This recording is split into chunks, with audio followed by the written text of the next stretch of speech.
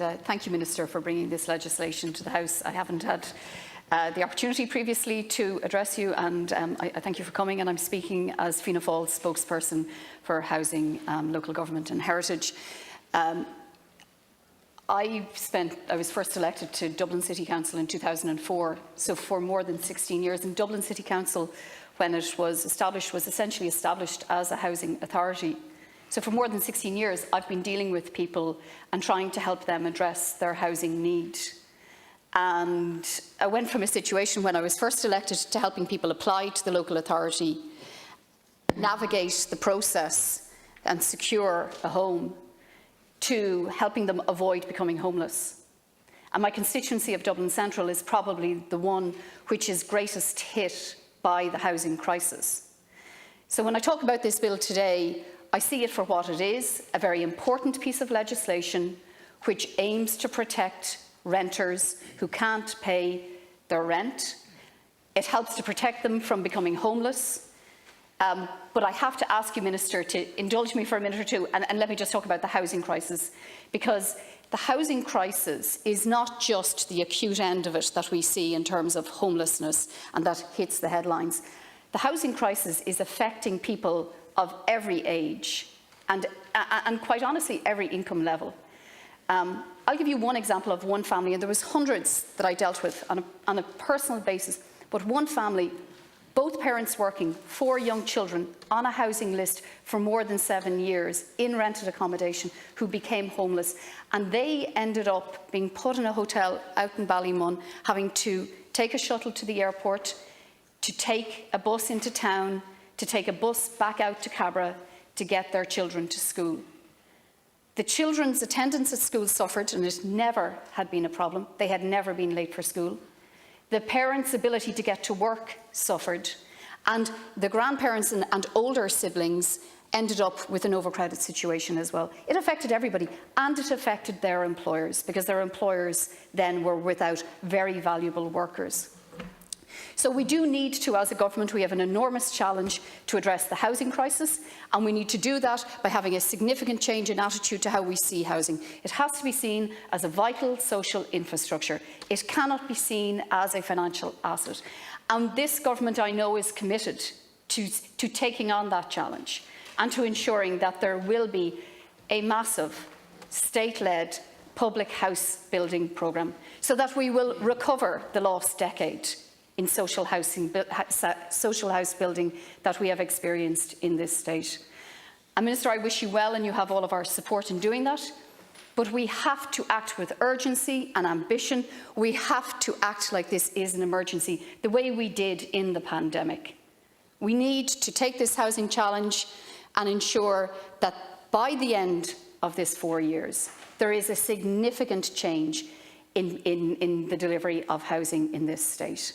The public housing on the public land, affordable housing to both purchase and rent. And Minister, you have our commitment to work with you on that. In terms of the actual residential tenancies and valuation bill 2020, I mean, this is the third extension of the legislation, the emergency legislation that was introduced in March.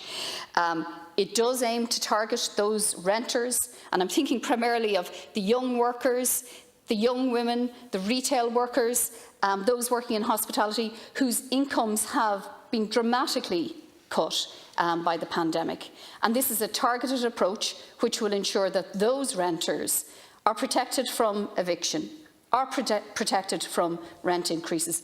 And most critically, it also will ensure that the state will actively support those renters to avoid homelessness, to avoid rent increases, to avoid evictions. And in that respect, it is very, very welcome.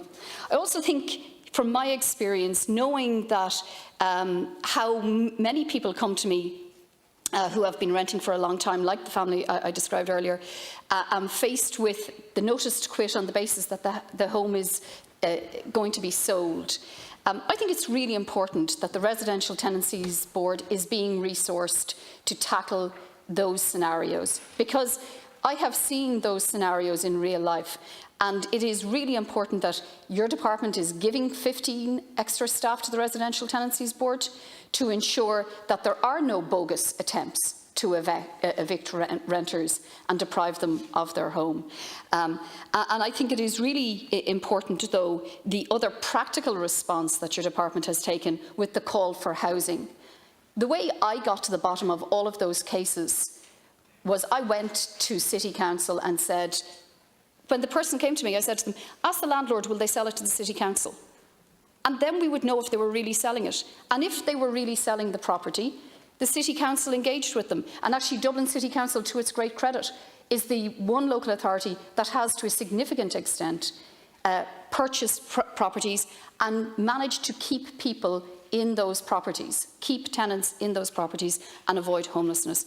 So your call for housing from the department is very welcome, because what it does is it puts that call out there to all landlords who wish to sell properties. If you want to sell your property, sell it back to the state. And if your tenants are tenants who are on the social housing list, they will be retained in that tenancy. And that is a practical measure. It's not one that requires any legislation, and the Minister went and did that, and I think that is welcome, because that's the type of approach we need. We need to stop people being made homeless. We need to secure what tenancies we have, but most critically, if we are going to address the housing crisis, we have to address supply. We have to get on with a massive state-led public house building programme.